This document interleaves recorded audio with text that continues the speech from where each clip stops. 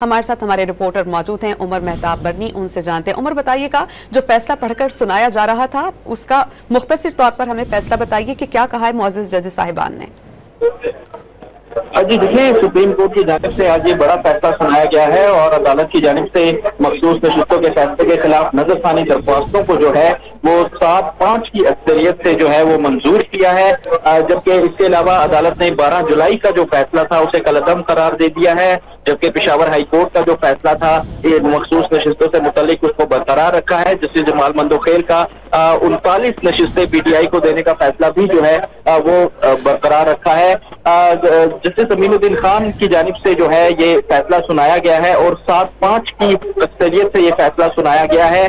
7 जजेस जो थे वो इस बेंच में शामिल थे, जबकि जो 2 जजेस थे उन्होंने पहले ही दिन इन नजरसानी दरख्वास्तों को जो है वो मुस्तरद करार दे दिया था। उनका फैसला भी इसी बेंच के साथ जो है वो शामिल किया गया है। तो मजमूई तौर पर 13 रुकनी बेंच जो था, इसमें से 2 जजेस जो थे वो पहले दिन ही जो है वो अपना फैसला सुना गए थे, जबकि एक जज जो थे जस्टिस सलाहुद्दीन तनवर, उन्होंने आज इस बेंच से अलहदगी इख्तियार की थी, जिसके बाद मजमूई तौर पर ये 12 जजेस का बेंच था, जिसमें से 7-5 की अक्सरियत से फैसला जो है अदालत की जानिब से सुनाया गया है। जी अच्छा उमर, ये बताएगा कि अदालत ने 12 जुलाई का फैसला कलअदम करार देते हुए करार भी दे दिया है, जबकि जस्टिस जमाल खान मंदोखेल ने जो 39, जैसा कि आपने बताया कि नशिस्तें पीटीआई को देने का फैसला बरकरार रखा है, उस पर किसी किस्म का कोई ऑब्जेक्शन सामने आया? तमाम तर जजेस की मुत्तफिका ये फैसला है?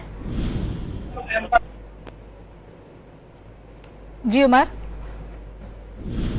अगर आप हमें सुन रहे हैं तो बताइएगा, क्या तहरीक इंसाफ को मखसूस नशिस्तों से महरूम कर दिया गया? गालिबन उमर हमारे साथ मौजूद नहीं है। हम कोशिश करते हैं उमर से एक बार फिर राब्ता बहाल करें और मजीद उनसे जाने। तहरीक इंसाफ को मखसूस नशिस्तों से महरूम कर दिया गया है। 7-5 की अक्सरियत से यह फैसला सुनाया गया है। सुप्रीम कोर्ट आईनी बेंच ने मखसूस नशिस्तों के फैसलों पर नजरसानी की दरख्वास्तें मंजूर कर ली हैं। सुप्रीम कोर्ट ने 6 के मुकाबले में 7 की अक्सरियत पर नजरसानी दरख्वास्तें मंजूर की हैं। खवातीन और अक़लियतों की मखसूस नशिस्तें तहरीक इंसाफ को देने का फैसला नजरसानी में कलअदम करार कर दिया गया है। मखसूस नशिस्तें मुस्लिम लीग नून, पीपल्स पार्टी, जेयूआई और दीगर जमातों को दी जाएंगी। नजरसानी में सुप्रीम कोर्ट आईनी बेंच ने पेशावर हाई कोर्ट का फैसला बरकरार रखा है। इससे मुतालिक मजीद आपको बताएं कि सुप्रीम कोर्ट ने 6 के मुकाबले में 7 की अक्सरियत से नजरसानी दरख्वास्तें मंजूर कर ली हैं। उमर, इस हवाले से बताएगा कि जो मखसूस नशिस्तें थी, अब इससे तहरीक इंसाफ महरूम हो गई है, इस हवाले से बताएगा।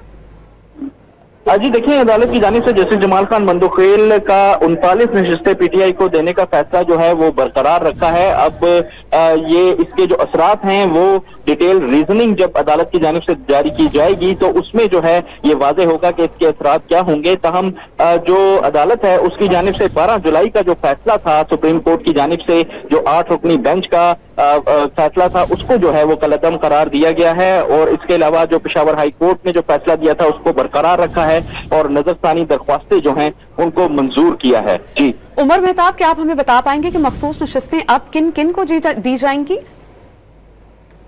देखिए, इसका फैसला तो इलेक्शन कमीशन की जानिब से किया जाएगा। रूल 94 के तहत जो एक मखसूस फार्मूला होता है जिसके तहत मखसूस नशिस्तें जो हैं वो जनरल सीट्स के तनासुब के से जो है वो अलॉट की जाती हैं, तो उसी के हवाले से जो है उसी पर इम्प्लीमेंट करते हुए ये मखसूस नशिस्तें जो हैं वो अलॉट की जाएंगी।